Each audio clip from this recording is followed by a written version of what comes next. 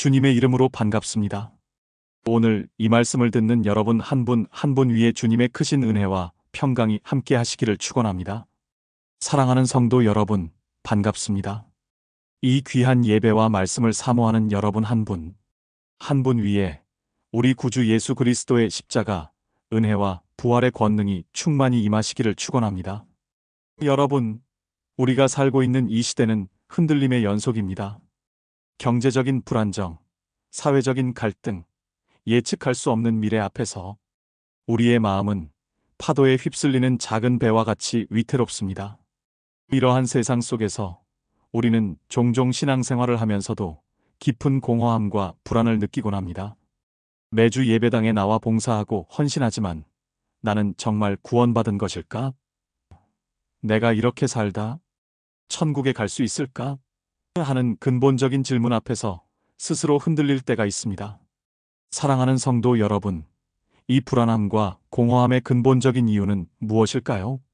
그것은 우리가 그리스도 안에서 얻은 우리의 참된 신분을 망각했거나 혹은 그 신분에 부여된 놀라운 영적 특권들을 온전히 누리지 못하고 있기 때문입니다. 주님께서는 우리를 죄와 사망의 자리에서 구원하셨을 뿐만 아니라 우리를 하나님의 자녀로 삼아주셨습니다. 요한복음 3장 3절 말씀은 이 진리를 엄중하게 선포합니다. 진실로 진실로 내게 이르노니 사람이 거듭나지 아니하면 하나님의 나라를 볼 수 없느니라.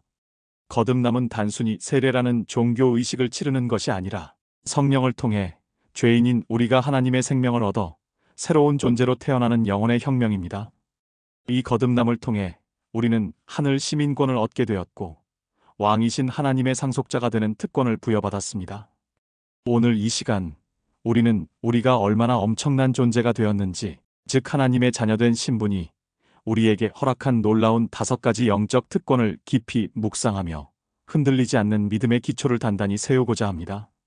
이 말씀이 여러분의 영혼을 위로하고 여러분 안에 주신 구원의 확신을 더욱 공고히 하는 은혜의 통로가 되기를 간절히 축원합니다. 오늘 사랑하는 여러분들에게 드릴 하나님의 말씀은 하나님의 자녀가 누리는 놀라운 5가지 영적 특권에 대하여 말씀드려 보겠습니다. 사랑하는 성도 여러분, 하나님의 자녀가 누리는 첫 번째이자 가장 강력한 특권은 바로 성령 하나님의 내주하심입니다. 거듭난 그리스도인은 결코 혼자가 아닙니다. 성령님께서 우리의 영과 결합하시어 우리가 하나님의 사랑받는 자녀임을 친히 증언해 주십니다. 로마서 8장 16절은 이 진리를 확증합니다. 성령이 친히 우리의 영과 더불어 우리가 하나님의 자녀인 것을 증언하시나니, 성령의 내주는 단순한 감정적인 경험이나 일시적인 영적 현상이 아닙니다. 이는 우리가 하나님의 가족이 되었음을 증명하는 하늘의 보증수표입니다. 우리가 기도할 때 아바, 아버지라 부를 수 있는 친밀함, 잘못된 길을 걸으려 할 때 느껴지는 양심의 찔림, 고난 가운데서도 느껴지는 깊은 평안과 위로, 이 모든 것이 우리 안에 계신 성령님의 역사입니다. 만약 여러분이 자신의 구원에 대해 의심하고 신앙생활이 고아와 같이 외롭고 불안하게 느껴진다면 그것은 여러분 안에 성령이 안 계시기 때문이 아닙니다. 오히려 성령님의 세미한 음성에 귀 기울이지 못하고 있기 때문일 수 있습니다. 성령님은 우리를 거룩하게 하시려고, 말씀을 깨닫게 하시려고, 그리고 우리가 주님의 자녀임을 끊임없이 상기시켜 주시려고 우리 안에 계십니다. 이 시간 여러분 안에 계신 성령님을 인정하고 환영하십시오. 여러분의 생각과 감정을 성령님께 맡기십시오. 그럴 때 성령님은 우리의 연약함을 도우시며 우리가 하나님의 자녀로서 누려야 할 평안과 확신을 충만하게 부어주실 것입니다. 성령의 내주하심은 우리가 영원히 고아가 아님을 선포하는 가장 고귀한 특권입니다. 하나님의 자녀가 누리는 두 번째 특권은 하나님의 살아있는 말씀을 소유하고 그것을 영혼의 양식으로 삼을 수 있다는 것입니다. 성경은 단순히 옛날 이야기나 윤리 교과서가 아닙니다. 성경은 우리를 향한 하나님의 사랑의 편지요, 영원한 생명을 얻게 하는 능력이요, 우리가 이 땅에서 승리하며 살아가도록 인도하는 나침반입니다. 우리 주님께서도 광야에서 사탄의 시험을 물리치실 때 이 말씀의 능력을 선포하셨습니다. 마태복음 4장 4절 말씀입니다. 예수께서 대답하여 이르시되 기록되었으되 사람이 떡으로만 살 것이 아니요 하나님의 입으로부터 나오는 모든 말씀으로 살 것이라 하였느니라. 우리의 몸이 매일 떡과 음식을 필요로 하듯이 우리의 영혼은 매일 하나님의 말씀을 필요로 합니다. 거듭난 영혼은 본능적으로 이 생명의 떡을 갈망하게 되어 있습니다. 우리가 말씀을 읽고 묵상할 때 우리는 하나님을 만나고 그분의 마음을 알게 되며 우리의 삶의 모든 문제에 대한 해답을 얻게 됩니다. 그러나 많은 성도가 이 놀라운 특권을 누리지 못하고 있습니다. 세상의 소식과 정보에는 귀와 눈을 활짝 열어두지만 정작 영혼의 양식인 말씀 앞에서는 게으름과 무관심으로 닫아두지 않습니까? 이로 인해 우리의 영혼은 늘 기아 상태에 놓이고 작은 시험에도 쉽게 흔들리게 됩니다. 사랑하는 성도 여러분, 오늘부터 하나님의 말씀을 꿀송이처럼 달게 여기고 생명수처럼 사모하십시오. 말씀을 읽을 때 성령께서 역사하시어 그 뜻을 깨닫게 하시고 우리의 영혼에 힘을 주실 것입니다. 세상이 줄 수 없는 평안과 확신, 그리고 지혜는 오직 말씀을 통하여 우리에게 부어집니다. 이 놀라운 특권을 날마다 누리시기를 축원합니다. 하나님의 자녀가 누리는 세 번째 특권은 바로 거룩한 인격의 변화이며 이는 성령의 열매로 나타납니다.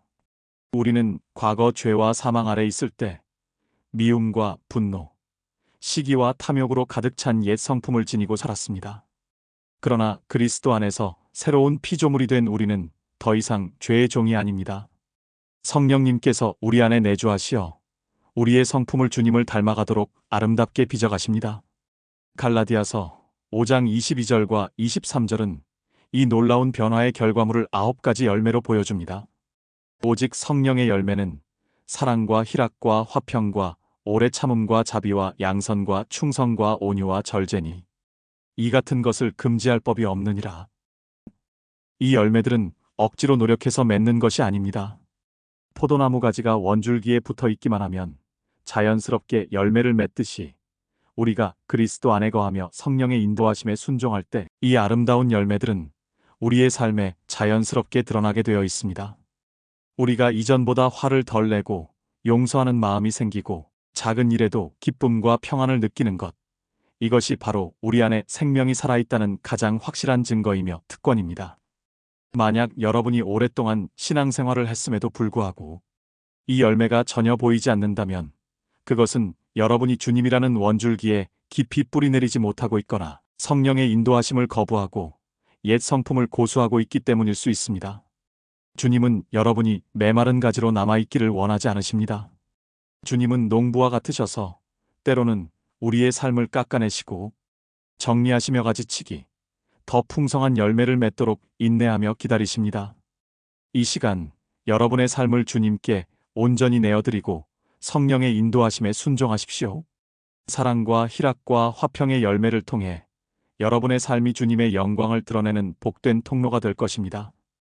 인격의 변화를 경험하는 이 특권은 세상이 줄 수 없는 가장 고귀한 보화입니다. 하나님의 자녀가 누리는 네 번째 특권은 바로 하나님의 가족이 되는 것입니다. 우리는 더 이상 혈연이나 지연으로 맺어진 사람들이 아닙니다. 우리는 그리스도의 십자가 보혈로 한 아버지, 곧 하나님을 모신 영적인 형제자매입니다.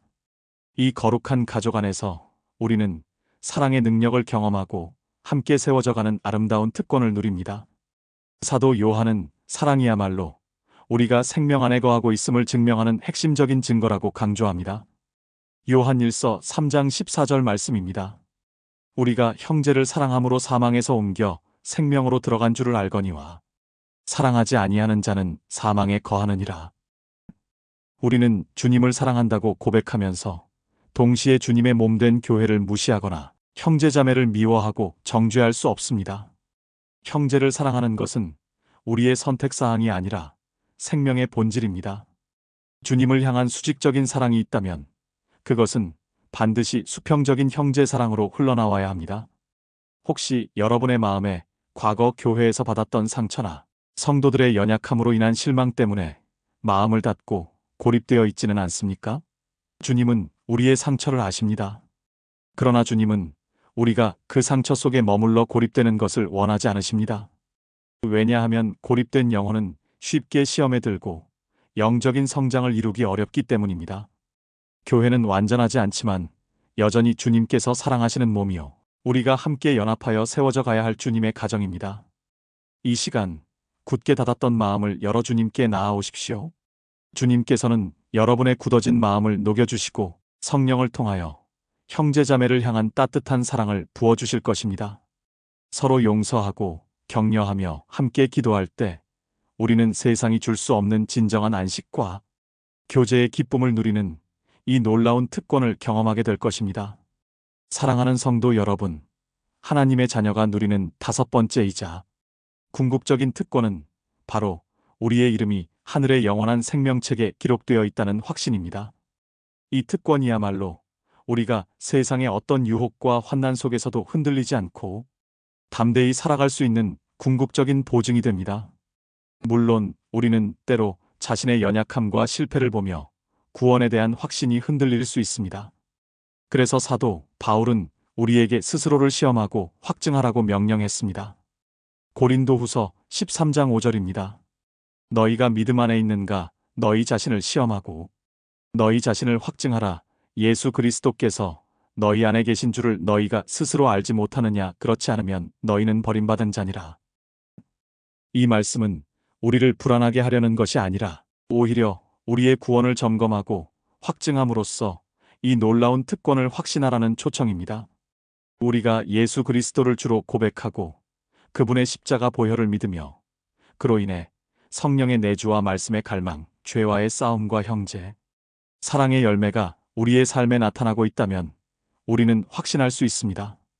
우리의 이름은 이미 하나님의 생명책에 기록되었습니다. 이 확신은 단순히 종교적인 위로가 아닙니다. 이 확신은 우리에게 영원한 소망을 줍니다.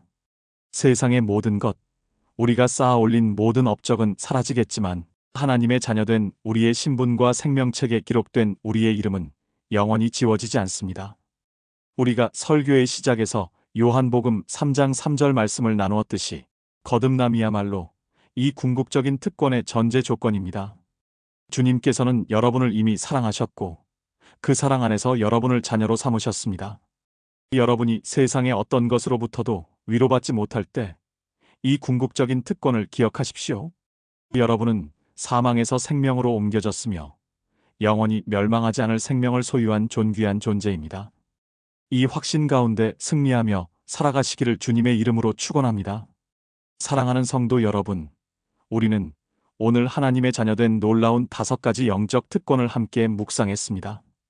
이 모든 것은 우리가 자격이 있어서 얻은 것이 아니라 오직 예수 그리스도의 십자가, 대속과 은혜로 거저받은 선물입니다. 하나님께서는 여러분을 버리지 않으셨고 여러분이 이 모든 특권을 풍성히 누리기를 간절히 원하고 계십니다. 혹시 이 말씀을 들으면서도 아직 마음에 불안함이 남아있다면 다시 한번 주님 앞에 나아오십시오. 요한복음 3장 3절의 말씀처럼 여러분의 영혼이 성령으로 거듭났는지를 진지하게 점검하십시오. 거듭남은 신앙생활의 시작이자 이 모든 특권을 누릴 수 있는 유일한 통로입니다. 주님은 지금도 여러분의 마음 문을 두드리고 계시며 여러분이 그 문을 열고 주님을 주인으로 모셔들릴 때 이 모든 특권을 누리는 참된 하나님의 자녀가 되게 하실 것입니다. 우리의 신앙은 형식이나 겉모습이 아니라 이처럼 깊고 실제적인 특권으로 가득 차 있습니다. 사랑하는 성도 여러분, 이 놀라운 특권을 굳게 붙잡고 이 땅에서 승리하는 하나님의 자녀로 당당하게 살아가십시오. 우리의 삶을 통해 주님의 영광이 드러나기를 주님의 이름으로 간절히 축원합니다. 기도하겠습니다. 사랑과 은혜의 아버지 하나님, 감사합니다. 오늘 저희에게 하나님의 자녀된 놀라운 5가지 영적 특권을 깨닫게 하시니 감사합니다. 성령의 내주하심을 확신하게 하시고 말씀의 소중함을 알게 하시며 성령의 열매를 맺는 거룩한 인격으로 변화되게 하여 주옵소서. 형제자매를 사랑함으로 우리가 참으로 생명 안에 있음을 확증하며 영원한 생명책에 기록된 소망을 가지고 이 땅의 모든 불안과 시험을 담대히 이겨내게 하여 주옵소서. 이 특권을 온전히 누리며 살아가도록 저희를 붙들어 주시기를 간구하오며 우리 구주 예수 그리스도의 이름으로 간절히 기도드립니다. 아멘. 주님 안에서 이 유튜브 채널을 구독과 좋아요로 함께 해주세요. 다음 시간에도 예수님의 말씀으로 은혜 받고 성령 충만하도록 여러분을 찾아뵙겠습니다. 주님 안에서 승리하십시오. 감사합니다. 지금까지의 하나님의 말씀을 요약하여 말씀드려 보겠습니다. 오늘 말씀을 통해 주님이 우리에게 주신 은혜와 평강이 함께 하기를 기원하며 우리가 처한 시대의 불안함 속에서도 신앙의 확신을 기억하자는 메시지를 전해요. 하나님의 자녀로 살면서 우리는 성령님에 의해 위로받고 하나님의 말씀과 친밀함을 누리며 인격적으로 변화되는 특권을 가집니다. 특히 성령의 내주하심은 우리가 하나님과 깊은 관계를 맺게 하고 영혼의 양식으로 성경을 소유하여 삶의 문제를 해결하는 데 도움을 줍니다. 우리는 주님을 사랑한다고 하면서도 교회와 형제자매를 미워할 수 없고 형제를 사랑하는 것은 생명에 필수적이다. 우리의 사랑은 수직적 사랑과 수평적 사랑이 함께해야 하고 과거의 상처로 인해 고립되지 말고 주님께 나아가야 한다. 우리가 서로 용서하고 격려하며 기도할 때 진정한 안식과 교제의 기쁨을 느낄 수 있으며 우리의 이름이 하늘의 생명책에 기록된 것에 대한 확신은 영원한 소망이 된다. 사도 바울은 우리에게 믿음을 시험하고 확증하라 했고 우리가 예수 그리스도를 믿고 형제 사랑의 열매가 있다면 우리는 구원의 확신을 가질 수 있다. 하나님께서는 우리를 버리지 않으시고 이 모든 영적 특권을 누리길 원하시므로 다시 주님께 나와 성령으로 거듭나는 것을 점검하라고 강조한다. 우리의 신앙은 겉모습이 아닌 깊고 실제적인 특권으로 가득 차 있으며 이 특권 안에서 당당히 살아가야 한다.